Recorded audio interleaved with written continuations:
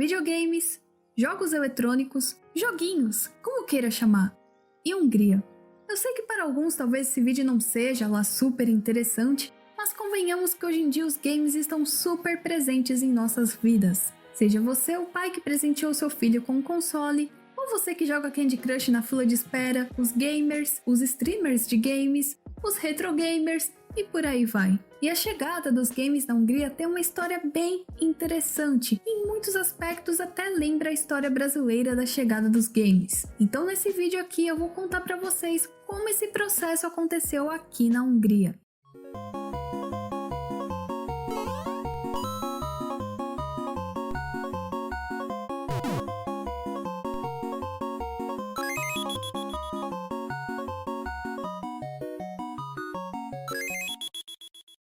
Bom, para isso a gente vai ter que primeiro ir lá para os anos 40, na ex-União Soviética. A história da computação na União Soviética começou no final da década de 40, quando o país começou a desenvolver o MESM, que é uma abreviação russa para Pequena Máquina de Cálculo Eletrônica, criada no Instituto de Eletrotecnologia de Kiev. Na época, todos aqui sabemos que havia uma oposição ideológica muito grande a tudo que vinha de países capitalistas e claro que essa oposição também era tecnológica. Então a produção de computadores foi oficialmente incentivada no Bloco Oriental. Nos anos 60, temos o primeiro console original húngaro, criado pelo grupo de pesquisa cibernética da Academia Húngara de Ciências, com base na documentação de projetos soviéticos. O M3. O M3 tinha o objetivo de ser um computador civil menor e mais barato comparado aos grandes computadores militares da época. E agora observem essa foto. Se hoje a gente reclama de ter que carregar o Note ou do tamanho do nosso gabinete, quem dirá naquela época em que o computador pegava praticamente todo o espaço do seu quarto? O primeiro jogo para essa máquina se chamava Tactic e depois tiveram mais outros jogos simples de lógica. Só que no início dos anos 70, essa ideia deles de criar os próprios computadores não deu lá muito certo, né? Porque eles queriam competir com o Ocidente. Mas falharam porque enquanto no Ocidente o desenvolvimento tecnológico crescia e se desenvolvia cada vez mais rápido, na União Soviética era o reverso. Era algo muito lento, com menor investimento financeiro, o que deixou a indústria soviética de computadores sem padrões comuns em periféricos e capacidade digital, e o que levou a um atraso tecnológico significativo quando comparado com produtos ocidentais. Ok, mas qual foi a solução para isso, né? Como é que eles resolveram esse problema? Pirataria. Sim, você ouviu certo. Pirataria. Eles abandonaram o projeto de desenvolver os próprios computadores para piratear projetos ocidentais. Então eles pegavam o modelo americano, pirateavam o modelo e vendiam no país como se fosse deles. Resumindo, era isso. Então lá em 73 nós tivemos o IMG 666, sim, é esse nome mesmo, que era baseada nas máquinas americanas da Wang Laboratories. E no fim dos anos 70 e início dos anos 80, tivemos de fato os primeiros consoles de videogame, que na verdade eram clones. Então lá em 1977 a empresa Videoton, uma empresa húngara de serviços de manufatura eletrônica que existe desde 38 até os dias de hoje, resolve entrar no mercado de games, clonando o mesmo sistema de consoles ocidentais. O primeiro console da empresa foi a Sporton 101 com o clássico jogo Pong. Aquele jogo criado pela empresa Atari em 1972, 10 anos depois, chegou na Hungria. E aí a gente já vê uma certa defasagem tecnológica, né? O console conta com 2 controles embutidos, alto-falante e 4 jogos. Tênis para 1 jogador, tênis para 2 jogadores, tênis tradicional ou hockey de gelo. Mas na verdade, todos os jogos tinham a mesma jogabilidade do Pong, só mudava o nome mesmo. E depois, em 1983, a empresa resolveu fazer um segundo console, esse chamado de Videoton TV Game. Os jogos, que são os mesmos do console anterior, possuem agora cores, e ele também pode funcionar com pilhas. Além disso, você podia escolher os jogos ao ligar o console, diferente do primeiro console que tinha que girar o botão para trocar de jogo. Mas 1982 foi um ano muito importante para a Hungria no mercado de games, pois foi o ano da fundação da Novotrade International, que produziu videogames, programas de computador e comerciais de televisão nas décadas de 80 e 90. A Novotrade começou fazendo jogos para Commodore, como Caesar the Cat,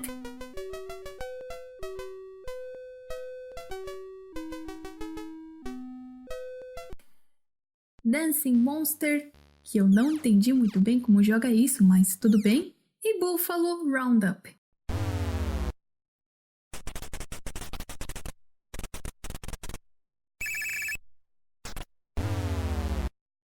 E receberam uma grande atenção da mídia, pois foi a primeira vez que um país do bloco oriental se destacava mundo afora dessa forma. A imprensa britânica elogiou muito a engenhosidade dos desenvolvedores húngaros. A Novotrade era principalmente ativa na distribuição de computadores e softwares, mas, no entanto, ficou conhecida por seu desenvolvimento de jogos. A empresa trabalhou com programadores externos, então havia 50 projetos em execução ao mesmo tempo, às vezes. E um dos jogos mais populares na época era o Eureka, um jogo húngaro de perguntas e respostas lançados para Commodore e ZX Spectrum. O jornal The Times, em 1984, na edição de 24 de setembro, até comparava o Kuburubik e os jogos eletrônicos húngaros com o sucesso de vendas. Mas não pensem que tudo era flores, afinal de contas, era ainda a época da Guerra Fria, e por conta da Comecon, que impedia a Hungria de fazer comércio com países do oeste europeu ou de receber empréstimos do Plano Marshall, muitos desenvolvedores contrabandeavam, isso mesmo, contrabandeavam computadores do ocidente que tinham uma funcionalidade bem melhor que os computadores locais, né? Porque eles não conseguiriam desenvolver jogos tão bons para a época com os computadores soviéticos, então tiveram que pegar os computadores do ocidente que tinham aí uma tecnologia maior, né, e facilitava muito mais o trabalho deles. E não era uma tarefa fácil enviar jogos concluídos para o exterior. A própria empresa americana Commodore International dizia que os húngaros faziam o impossível para conseguir ganhar destaque na área de jogos eletrônicos. Porque lembrem-se, tudo isso aconteceu no início dos anos 80. Não estamos nem falando da metade dos anos 80, quando as coisas começaram a andar com mais facilidade. Estamos falando do início dos anos 80.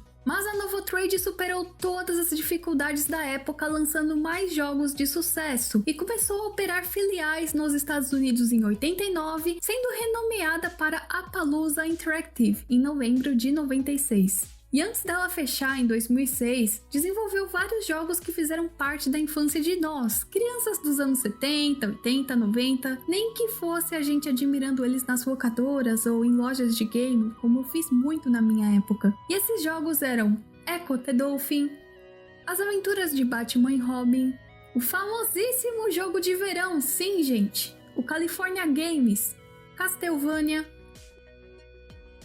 Galaxy Force, o jogo dos Simpsons, que nossa, eu amava quando eu podia ir jogar isso no fliperama, Tiny Toon, e tem mais um monte de outros jogos bons que eles também produziram na época. E agora voltando para os anos 80, além da Novotrade, a gente tinha a Interbit, que era uma empresa menor que também desenvolveu aí alguns games bem interessantes na Hungria. E além dessa empresa Interbit, a gente tinha outros desenvolvedores húngaros que também criaram mais games para computador. E essa era durou até meados da metade dos anos 80, porque depois disso vamos para uma outra era que ficou conhecida como a Era da Falsificação de Jogos na Hungria.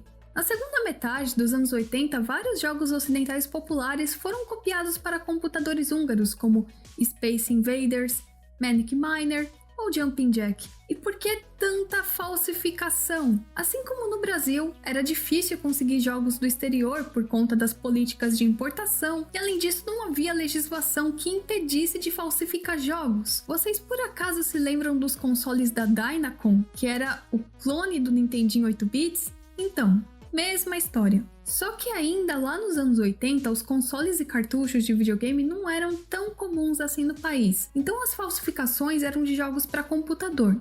Só que isso foi até os anos 90. Na época em que a indústria de videogames era muito mais simples e a economia húngara estava apenas começando a se abrir para o ocidente, vários consoles falsificados faziam a alegria da criançada na época. Esses consoles falsos eram bem mais baratos que os originais. E claro, não podemos nos esquecer que a Hungria tinha acabado de sair do regime comunista junto com outros países do leste. E é aí então que entra a era Sárga Kazettás, ou cartucho amarelo, com o console pirata Terminator. O Terminator fez muito sucesso no leste europeu inteiro e ele não era nada mais que um clone chinês do hardware da Nintendo Famicom. Sabe o Nintendinho 8 bits? Esse mesmo. Então a empresa húngara importadora de brinquedos, a Stadlibauer Kft, resolveu investir e distribuir esse console nas lojas de brinquedos. Para não levar aí um processinho da Nintendo nem nada, nomeava o console como o console do cartucho amarelo. E esse clone da Nintendo em particular, ele fez muito sucesso no leste europeu, como eu já falei antes, e ele até assim ganhou um status, digamos, cult. E isso foi devido às restrições econômicas e os consoles oficiais eram caros ou estavam disponíveis apenas em alguns lugares. E deixou uma marca na cultura pop e na juventude dos anos 90, a ponto de chegar a ser mais popular que o Nintendo original. Sim, gente, o Terminator, que era o console falso, fazia mais sucesso na Hungria do que o próprio Nintendinho 8 bits original. Ele era até compatível com cartuchos Famicom de 60 pinos, mas, no entanto, os jogos originais da Nintendo não eram populares devido à falta de produtos licenciados oficialmente no mercado, e a maioria dos jogos vendidos para o sistema eram cópias piratas baratas, fabricadas principalmente na Rússia e na China. O sistema em si não incluía nenhum jogo embutido, mas a maioria das versões incluía cartuchos que supostamente mesmo, apresentava 1 milhão de jogos, que na verdade eram 25, 30, 50, por aí. E aí ele ficava repetindo em um loop infinito os mesmos jogos, né? Aliás, esse foi o primeiro console do meu marido. Ele tinha ido com a família para Lendjal Piac. Lendjal Piac é uma feirinha que eu acho que tem mais locais aqui na Hungria, que vende várias coisas baratas, coisas de segunda mão. E na época, nos anos 90, eles estavam vendendo muito esse console Terminator. E aí, né, a família do Fer acabou comprando pra ele. Ninguém sabia como funcionava o videogame naquela época direito, né, anos 90. E tava naquela expectativa de ser o Mega Drive, que era assim o console mais desejado pelas crianças nos anos 90 naquela época, mas ele só parecia ser o Mega Drive. De Mega Drive não tinha nada, era uma cópia do Nintendinho. Mas tudo bem, porque nós, crianças baixa renda dos anos 90, a gente já se contentava com isso. Os consoles top de linha da época era um sonho, assim, que a gente já sabia que era um sonho impossível, mas a gente sonhava mesmo assim. E essa foi a história do primeiro console do meu marido. E agora voltando para a história aqui dos games na Hungria, outro console que era igual a esse, só mudava o design, mas também fez muito sucesso, foi o Pegasus. Ele tinha o mesmo sistema do Terminator, mas a única coisa que mudava era lá o design, né, a aparência, os controles, mas de resto era a mesma coisa.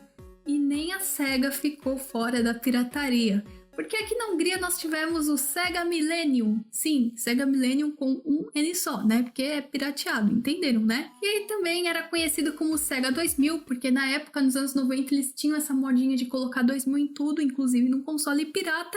Ele era um clone do Sega Mega Drive, não licenciado, óbvio, era pirata, né?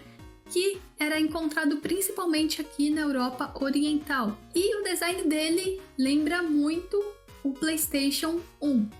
E assim como no Brasil, nós crianças brasileiras, a gente perdia as expectativas com o Polystation, quando ligava na tomada e via que de PlayStation não tinha nada. Aqui na Hungria, a mesma coisa acontecia com esse tal do Sega Millennium. Mas essa época não ficou só marcada por consoles piratas, né? Nessa mesma época surgiu uma outra empresa desenvolvedora de games, a Eminence Design, que ganhou até bastante notoriedade com jogos como Império Galáctica, e inclusive ganhou um prêmio na época da Academia Britânica de Artes de Cinema e Televisão, e até metade dos anos 90 também foi marcada pela abertura de vários outros estúdios de games.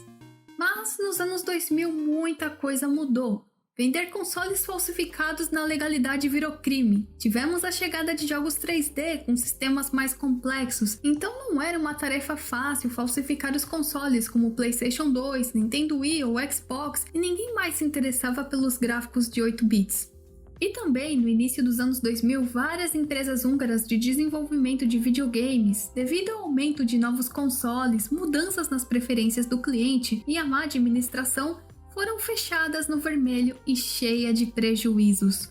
Outra coisa interessante que aconteceu em 2001 é que a Flextronics ela começou a produzir o console Xbox aqui na Hungria e foi a primeira fábrica europeia de consoles de jogos, mas a produção foi realocada para a China depois de mais ou menos um ano, e provavelmente porque na China eles teriam um menor gasto aí com mão de obra. E como é que tá o cenário atual da Hungria quando a gente fala de videogames? Bom, em 2010 a indústria húngara de games resolveu mudar de foco. Então, de jogos para computador, a maioria das empresas migraram para a produção de jogos de celulares com orçamento baixo. E diferente de vários países europeus, a Hungria também não tinha treinamento em desenvolvimento de jogos até novembro de 2015. Então havia assim uma escassez muito grande de profissionais nessa área. E o que acontecia também? As pessoas que se formavam nessa área não queriam trabalhar na Hungria porque tinham outros países que tinham aí um pagamento bem melhor. Então o pagamento para pessoas, que desenvolvem games na Hungria, quando comparado a outros países, é muito baixo. E isso também deixa a escassez de profissionais maior ainda. E outro problema da indústria de games aqui é que, por exemplo, tem pequenos desenvolvedores, que eles têm uma ideia muito legal para um jogo. Só que para eles criarem esse jogo, eles precisam ter alguém financiando por trás. E às vezes, por conta da burocracia daqui da Hungria, fica complicado deles conseguirem esse financiamento. E isso também atrapalha aí no desenvolvimento de jogos. Outra coisa interessante que acontece aqui na Hungria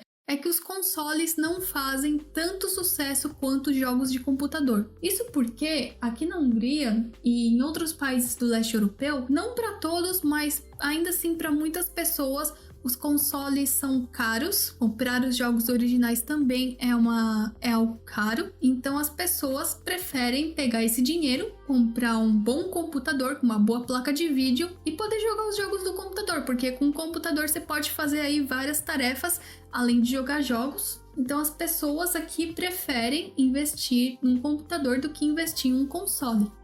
Os consoles de videogame aqui não chegam a ser tão caros quanto no Brasil, porque no Brasil a gente sabe quanto é deprimente, quando lança um PlayStation novo ou um console novo da Nintendo. Então, nos dias de hoje, o cenário dos games na Hungria tá assim. A indústria de jogos aqui na Hungria anda negligenciada e as pessoas, elas preferem ter um computador do que um console.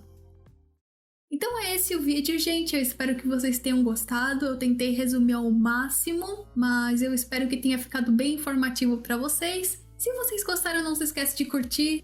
E se você tem aí um amigo ou um parente gamer que adora saber sobre curiosidades de games, envie esse vídeo para ele, porque pode ser bem interessante aí, a história dos games na Hungria, como é que aconteceu aqui. E é isso, gente. Eu vou ficando por aqui. Até o próximo vídeo.